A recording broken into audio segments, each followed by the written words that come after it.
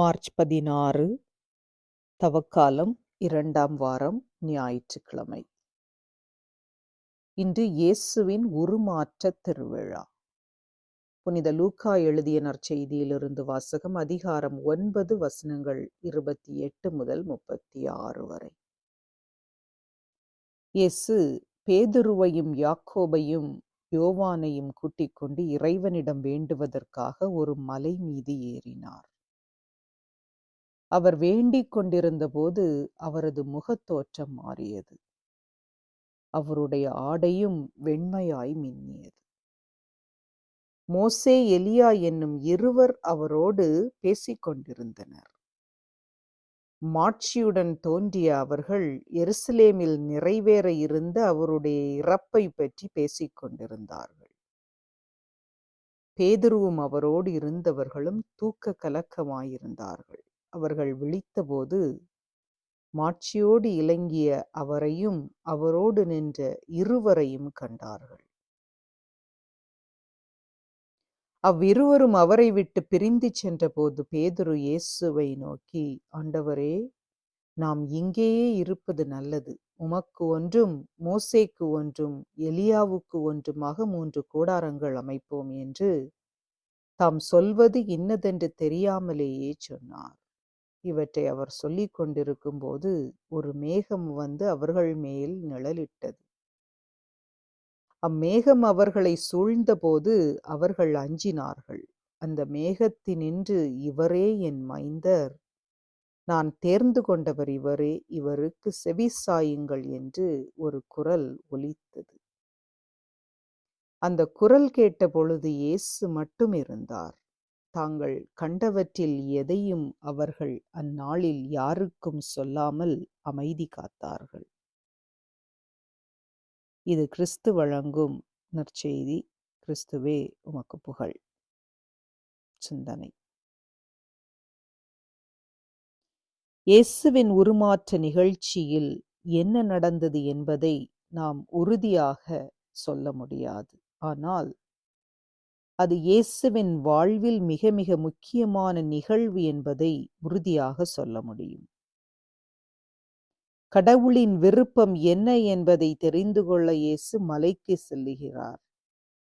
தன்னுடைய சீடர்களையும் அதனோடு அழைத்துச் செல்கிறார்.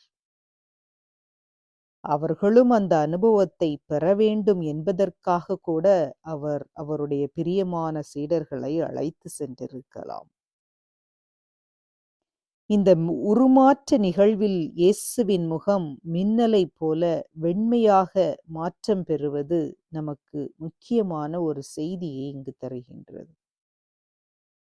தூய்மையான உள்ளத்தோடு கடவுளை தேடி வருகின்ற போது நாம் கடவுளால் இன்னும் அதிகமாக தூய்மையாக்கப்படுகின்றோம்.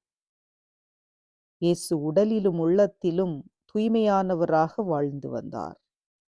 மக்கள் மத்தியில் தூய்மையான எண்ணத்தோடு பணி செய்து வந்தார். அவருடைய உள்ளத்தில் பரிவும் இரக்கமும் இருந்தது.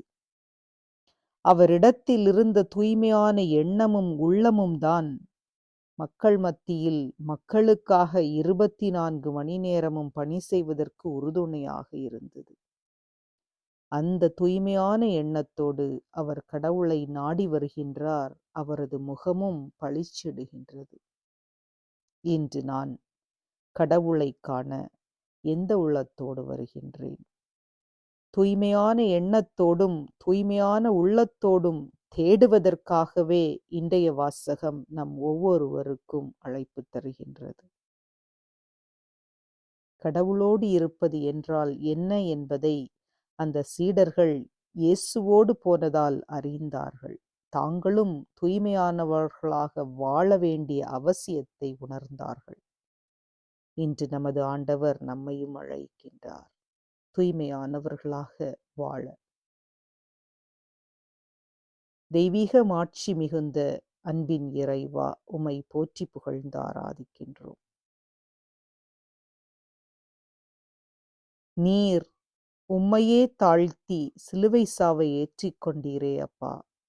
எங்கள் வாழ்வில் நாங்கள் சந்திக்கும் சிலுவைகளை நாங்களும் ஏற்றுக்கொள்ள எங்கள் ஒவ்வொருவருக்கும் ஆற்றலை தருவீராக.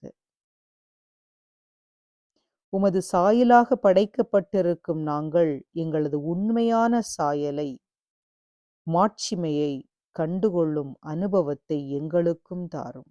இத்தவ காலத்தில் நாங்கள் ஜெபத்திலும் தவ முயற்சிகளிலும் உம்மோடு ஒன்றித்து உருமாற்றமடைவோமாக. நாங்களும் எங்களுடைய எண்ணங்களில் தூய்மையையும் எங்களுடைய சிந்தனையில் வெண்மையையும் பெற்று உம்மை போன்று உருமாற்றமடைவோமாக.